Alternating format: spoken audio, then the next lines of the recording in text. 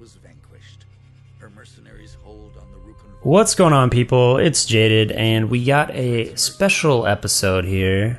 I decided to check out Dungeon Siege 3, as I said in the last ep I would do. So I've been playing this game for about, I want to say 5 hours now, and I'm going to give you my first impressions on it. This won't be like a full official like review. I'm just going to be showing some of the poor things with this game, some of the okay things. This game isn't a great game, but I'm going to tell you guys if it's worth checking out or not, and you guys can make a judgment from there. So, getting into it. So I'm going to start off with the pros of the game. I'm going to give you what I think this game has going for it, what it did right. Starting off here with the graphics and the visuals. I saw some people kind of giving the visuals a bad time, like saying the graphics weren't up to date, saying it was old, it was outdated. But honestly, I think the game looks great. I think it does a lot of things right in that area. Things like just the overall feel of the game feel pretty good. Like, I like where they went with the style of it. There's not a lot of creativity in the first part of this game. It's just a general RPG environments. So you don't get a lot of flavor for the first maybe 2 hours of this game. But visually, the game looks great. I think they did a great job with the atmospheric sort of sense, like the fogginess of it. There's some great sort of gradients from the top of the screen coming down that I think add a lot to the game. There's some great like bloom effects when you hit the lighting just right that sort of seep into the camera. So a lot of these little tricks and effects really add to the overall aesthetic appeal to this game, and I really enjoyed that. And leading on to that, the music and the audio, while it's not very memorable, I think it's definitely a good thing. It's very atmospheric, and the music is it just adds like a great feeling to the game. But it won't be anything that you remember after you're done playing with it. And that's sort of the overall feeling of this game for me. It's not very memorable on any part. I want to talk about the UI, and the UI, while it looks great, I think the UI looks amazing. I think they did a really good job with it. As far as all the menus and stuff, it still feels like, okay, this was made for a console on some parts, but I don't want to take anything away from it in that regard, because I think the UI is functional. I don't think you'll have any problems with it. All the all clicking works. You don't have to like move around like a console game or something. But as someone who's passionate about graphic design and way into that stuff, UI is definitely something that resonates with me. There were some clunky things when you were buying and selling, interacting with NPCs. Well, I guess not even. You don't even interact with NPCs. You just go up to their sort of marketing tray and you buy and sell from there. Some of that's a little clunky because a problem I had was when you went to buy something, you couldn't equip it right there, so you couldn't sell your old item. And that's something that we figured out like way back in the NES days. You know, how many times you go up and buy something and the guy would be like, do you want to equip this now? Do you want to sell your old item? It's like, that stuff's been figured out. Why is that not in here? Because this is a very, you don't buy something except to equip it. So, I don't know. That's kind of confusing to me. So getting into the story, first and foremost, I'm not a story guy. And it feels weird sometimes to say this to people, because I feel like I'm in the minority nowadays, where I play games to play games. I don't play games to listen to these big convoluted stories that games think that they need. I think when it comes to Dungeon Siege 3, the story is definitely underwhelming in a lot of regards, and for the most part I found myself just skipping all the dialogue. You come across people where you got dialogue trees and you get questions and answers, and sometimes that stuff branches out into different paths, but very rarely did I find myself caring at all. While this game is a reimagining of Dungeon Siege, I just don't think this game needs a great story. Like, it doesn't need all this. If you're big on story, I don't think you'll find anything here. How good you've come. I'm so alone here. If you're not big on story, you'll find yourself just skipping through it anyways, so not a big deal, but I thought it should be addressed. Okay, now I'm going to get into the really bad for a little bit.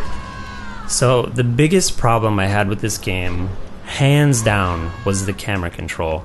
And while after playing it for, 5 hours, like I said, I did get a better grasp of it, it's still not user-friendly to the slightest, and I think you will find yourself really struggling with this thing. For some reason, every time you take a turn or a corner, the camera will just bump into things.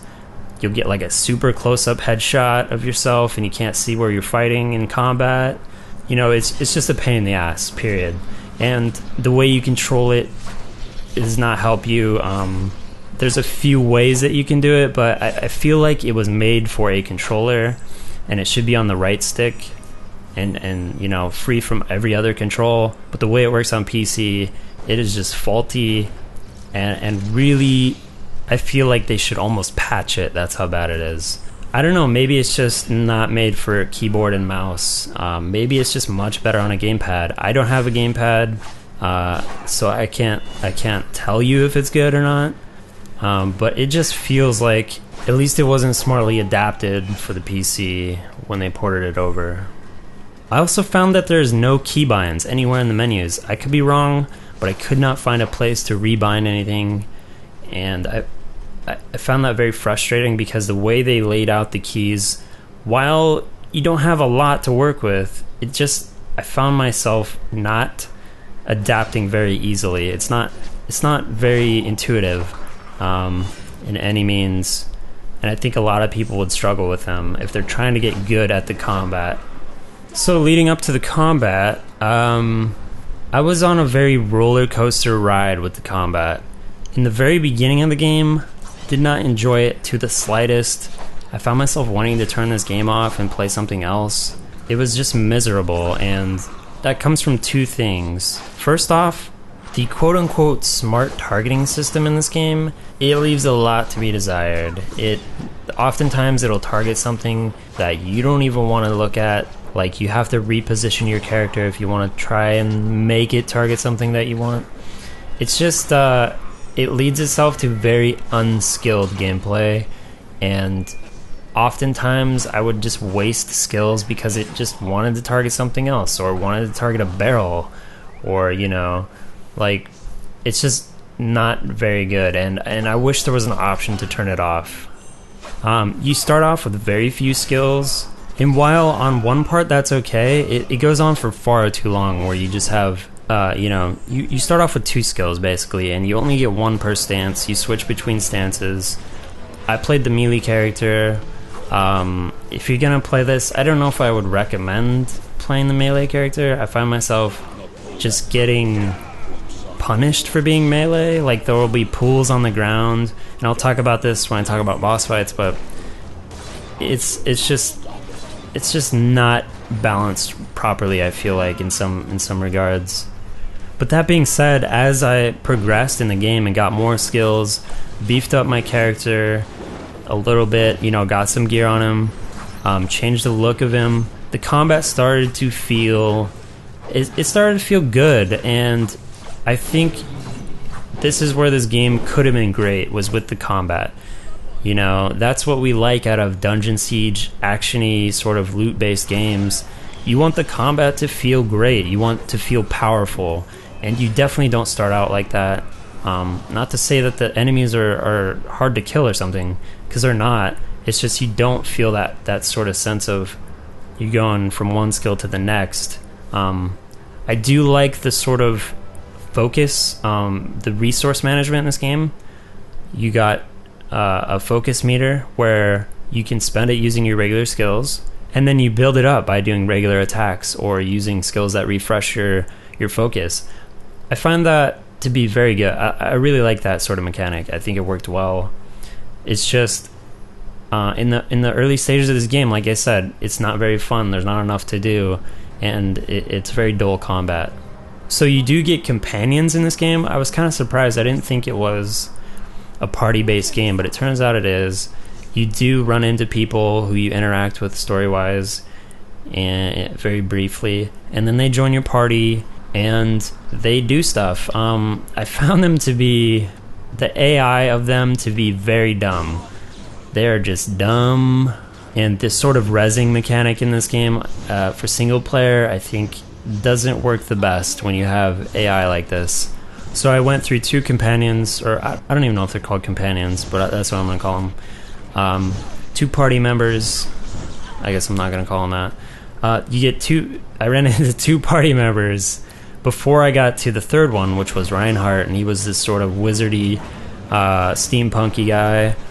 And I found them to be kind of annoying up until I got to this guy, Reinhardt, because, I don't know, he just added like this very lighthearted, like he had a very lighthearted personality about him, and the game started to get funner because I started to get more skills, I started to get better, and I started to get some form of enjoyment out of this game.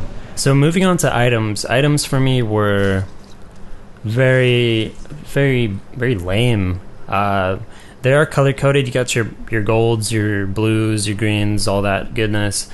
But here's what I found. I would get like I found a gold shield at some point, and I didn't upgrade it for the longest time. I got tons of shields. They were blue, they were green, they weren't as good. And even though they were higher level items, like there just wasn't anything better for a long time until much later when I started running into like new stats. So this is where it got to be a problem for me with the items. There's normal stats that you expect on items. You know, you got your armor, you got your agility, your will. And while I don't fully know what these do, I can kind of guess, you know. But then there were these other stats on the items that started to pop up, like warding. There was one called bloodletting. There was one like vampiric or something, which I'm guessing is like lifesteal. So I couldn't even figure out like what these did. There was a section in the UI where it just told you how much of it you had, but you couldn't like hover it to figure out what it did. You don't know what you're doing with your character to customize it. There's no real customizing in this game. The skills system is alright. There's a few skills that you can you could pick one path, or you could pick another, or you can, you know, do a little of each path on a specific skill. I enjoyed that. I thought that was done well. But when it came to like leveling your companion skills, I had no idea what I wanted. I didn't play the character, so I didn't know like how it functioned. So boss fights in this game are insanely bad. You know, you'll go through a dungeon or an area and you'll just smash through everything with ease. There'll be almost no sort of challenge, and then you get to a boss fight. And I found myself in some of them, all I did was I was holding block for 90% of it. There's no mechanic with the block where you hold block, you block stuff. And there are some stuff that you can't block, and you figure that out. But for the most part, you just hold down block, and other times you dodge, and that's pretty much it. I found the dodging to be very slow at times because this game takes priority over animation, which I hate. And early on, this was a huge problem. It was very annoying because I would get low health, and then I would use the sort of defensive heal ability, and then I would just stand there blocking until my health was okay, and while my companion guy was just wailing on the enemy, and this led to very stale combat. But anyways, once I did get life steal, once I did get reflect damage, these other skills, and my character started getting more beefy and much more, the combat just became much more engaging, and that stuff really started to help the combat a lot. But I still didn't get any like real challenge out of the combat, and it still was very stiff and very awkward. It wasn't fluid in any sense. It wasn't what I wanted it to be, which was, you know, on the level of like a God of War. Like that's what these games need to be on for them to be truly great, is on that sort of same action level as a God of War. They could definitely take some notes from that. So very disappointing overall, but what can you do? Here's the hoping Torchlight 2 doesn't blow, so we have something to play before D3. But yeah, that's it. So I'll see you guys in the next episode on Wednesday. I'm out. See ya. Does that mean you won't be coming back? That is disappointing. I'm so alone here.